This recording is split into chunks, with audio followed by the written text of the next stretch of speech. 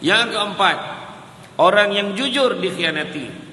Sedaya upaya usahakan dilakukan untuk mengkhianati orang yang jujur. Ini dilakukan demi memastikan orang yang jujur tiada tempat di mana-mana, apatah lagi untuk dipilih sebagai pemimpin. Kejatuhan akhlak pada akhir zaman ini sangat jelas sekali. Kerana itulah orang yang jujur sudah pasti akan diketepikan. Oi, bahaya ni, dia ni baik sangat. Ayat itu baik sangat tak boleh.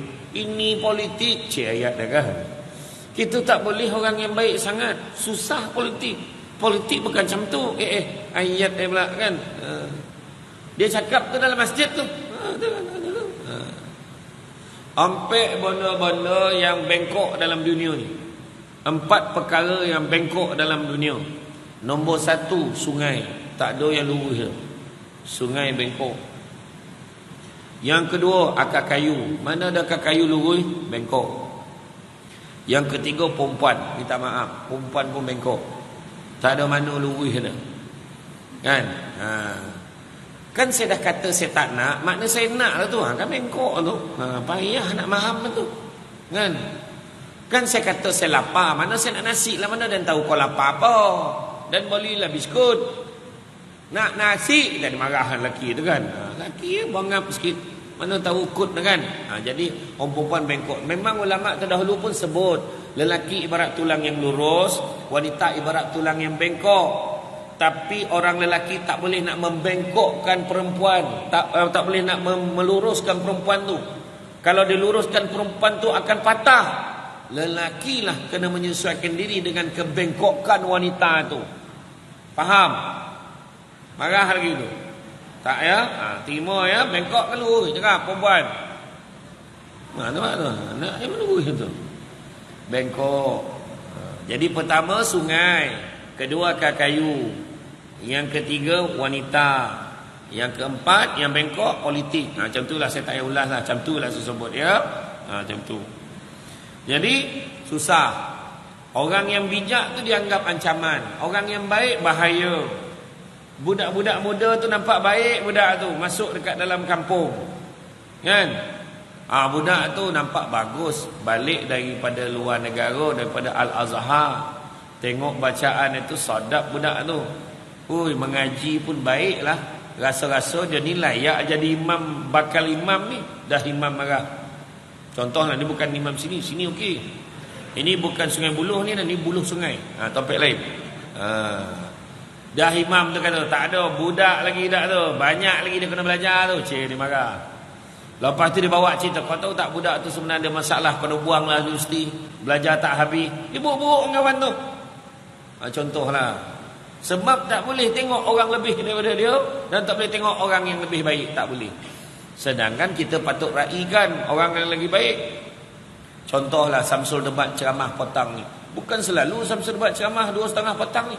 Nak tunjuk punya dah habis masa dia. 2.30 sumbek ceramah petang ni.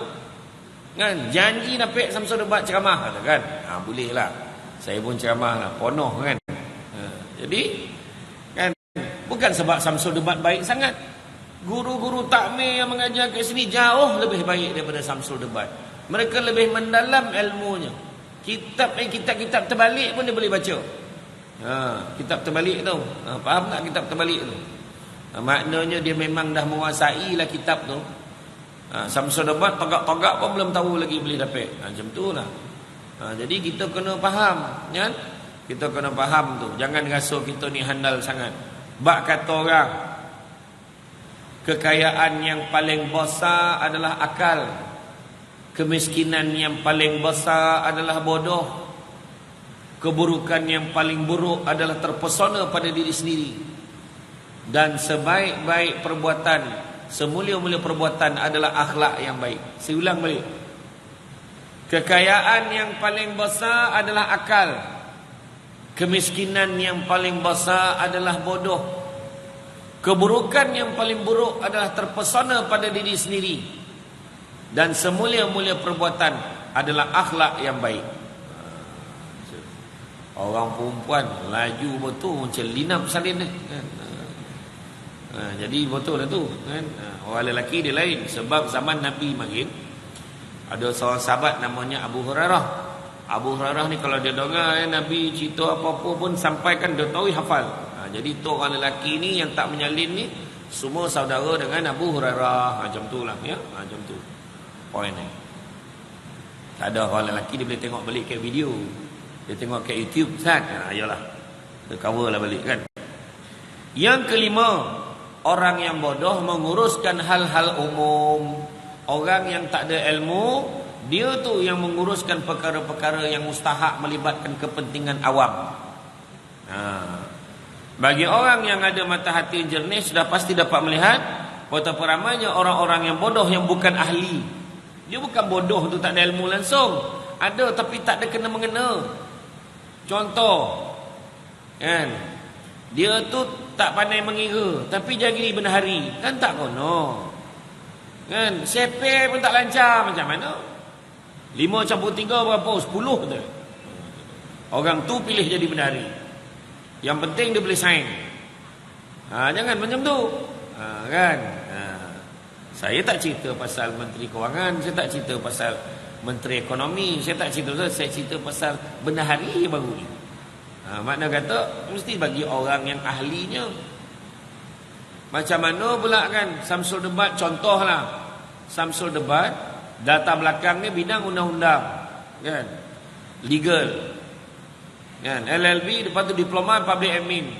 Sekali yang kek sumpah senator, contoh. Jadi menteri apa? Jadi menteri kesihatan. Melingkup lah tuan-tuan. Jangan semua ubek design ni kan. Jangan. Kan doktor tercakap ni, yalah habis kan. Mestilah cari orang yang ada keahlian dia dalam bidang tu kan. Ni contoh ni, saya bukan minta ya, ni contoh ni. Samsul Debat sibuk nak jadi senator pula, contoh kan tak ada. Ni saya bagi contoh ya. Tak nak saya dah tuan-tuan, biar saya ceramah ya. Jadi kerana itulah kita lihat betapa banyak kegagalan hari ini berlaku.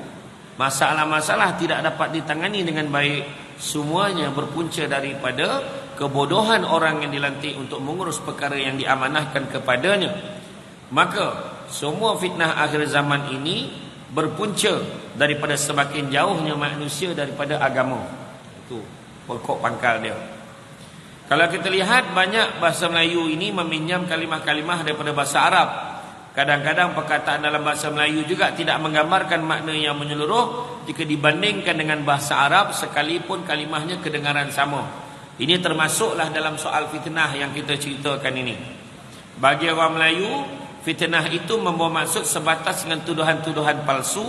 Adapun dalam bahasa Arab, fitnah itu membawa maksud yang lebih luas, apatah lagi kalau difahami melalui konteks Al-Quran dan hadis, iaitu kita akan fahami bahawa fitnah adalah merupakan segala bentuk ujian yang menguji jati diri agama umat Islam. Jadi kalau tengok makna fitnah ini dari segi bahasanya, asasnya bermaksud dugaan dan ujian. Kalimah fitnah juga terpakai apabila terjebak dalam situasi yang tidak disukai oleh Allah, yakni kufur, azab, pembunuhan, tersekat dari terus melangsungkan hidup di jalan yang benar dan tersesat dari petunjuk. Kalau kita lihat, Imam Ibn Jarir Al-Tabari menyatakan bahawa fitnah itu adalah kekeliruan yang berlaku hingga kebenaran dan kebatilan itu menjadi kabur untuk dikenal pasti. Begitu juga bermaksud terjebak dalam maksiat dan hipokrasi. Lain macam macam baca buku teks pula. Tapi macam itulah, nak bagi faham makna jangan fitnah. Kita ingat sekadar menyebarkan cerita tak elok aja. Itu yang saya gambarkan tadi 1 sampai ke 5 tadi.